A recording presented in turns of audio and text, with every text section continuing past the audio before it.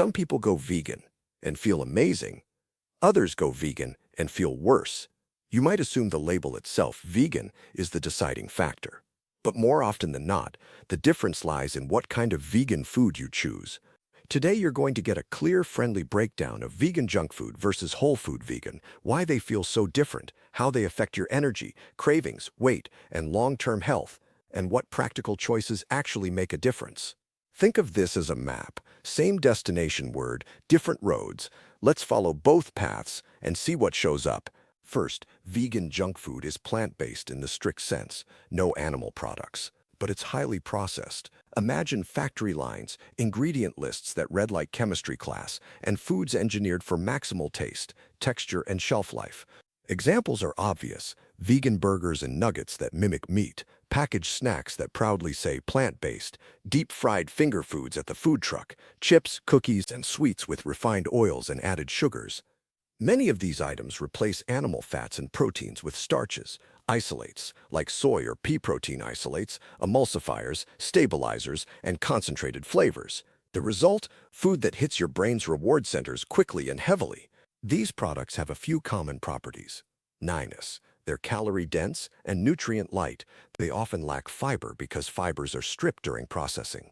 On the other side is the whole food vegan approach. This is food that's close to its natural form: vegetables, fruits, beans, and lentils, whole grains, nuts, and seeds. These are the staples. Minimal processing, short ingredient lists, and fiber that stays intact. You might picture a bowl of brown rice with black beans, roasted sweet potatoes, sautéed greens, and avocado, or a big salad tossed with chickpeas, nuts, and fresh fruit, or oatmeal topped with banana and a sprinkle of walnuts. These meals are built from recognizable items. If it grew in the ground or on a tree, it fits. Whole food eating isn't about perfection or moral superiority. It's about prioritizing food quality. You can still enjoy a store-bought treat now and then, but the baseline, the stuff that makes up most of your calories, matters. This is where the split starts to feel real, not just theoretical. Vegan junk food tends to be high in calories but low in fiber and many micronutrients. That combination creates an energy-dense package you can eat fast and in large amounts. Without fiber to slow things down, calories go into your body quickly. You might finish a burger and still feel hungry soon after because the food didn't trigger long-lasting fullness signals. Whole food vegan meals usually have lower calorie density and higher fiber. Think beans, whole grains, vegetables. These slow gastric emptying and blunt the rise in blood sugar after eating. That means steadier energy and a stronger feeling of fullness. Same label, vegan, totally different outcomes. One is built around calorie delivery and palatability. The other is built around nutrient delivery and satiety. You can technically consume the same number of calories on both diets, but how your body and brain respond will differ because of fiber, processing, and nutrient density. Here's where you feel the difference day to day.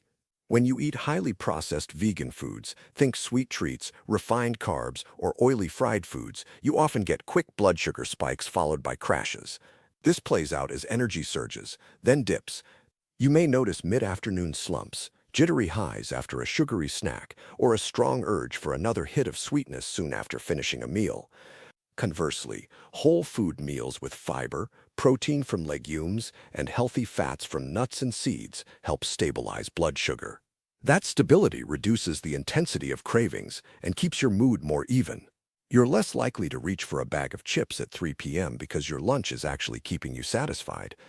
If you've recently switched to vegan and feel drained, this is often why. You're no longer eating animal products, but you might be missing the balance that kept blood sugar and energy steady. Swap in more whole foods, and you'll often experience fewer energy crashes and less brain fog. Let's talk weight and health and be honest about nuance. Both vegan junk food and whole food vegan diets can maintain weight or lead to weight gain. Calories still matter. But studies comparing populations and dietary patterns tend to show better outcomes for people who eat more whole plant foods. Whole food vegan diets are more consistently linked to better digestion and more regular bowel movements thanks to fiber. Improved cholesterol markers, especially lower LDL cholesterol. Reduced markers of inflammation in some studies. That's not a guarantee. You can overeat on whole foods too, but the odds are stacked in favor of better metabolic health when you prioritize minimally processed plant foods. Vegan junk food doesn't automatically ruin health. It also doesn't automatically help it. If your diet is mostly processed plant-based items, you might miss out on certain nutrients or sit at a higher calorie intake without realizing it. The heart of the message: food quality matters. The biggest myth floating around is if it's vegan, it must be healthy. That's a marketing line, not a nutrition rule. Veganism removes animal products. That's the structural change. But what replaces them is the real determinant of health outcomes. If you replace meat with whole beans, vegetables, and whole grains, you're likely to experience different effects than if you replace meat with deep-fried vegan nuggets and potato-based patties. Health is not guaranteed by the absence of animal products alone. It's shaped by the mix of whole foods, the presence of fiber, the avoidance of excessive refined sugars and oils, and the overall pattern of calories and nutrients you choose to eat consistently. You don't have to choose extremes. You can love a vegan burger and still build health-supporting meals around whole foods. Here are simple, actionable moves you can start using today. Make whole foods the base of your plate: vegetables, legumes, whole grains, fruits, nuts, and seeds. Aim for that to be most of what you eat. Use vegan junk food as treats, not staples. Enjoy them mindfully and in smaller portions.